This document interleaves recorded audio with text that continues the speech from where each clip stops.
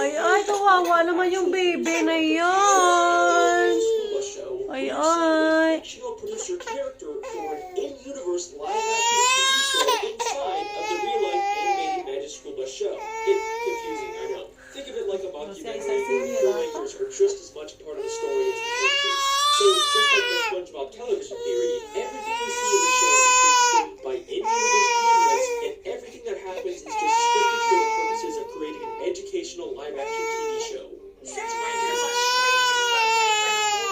since the scriptwriter wrote it in, Kawawa naman ang baby na yan. Ay, mami, tita.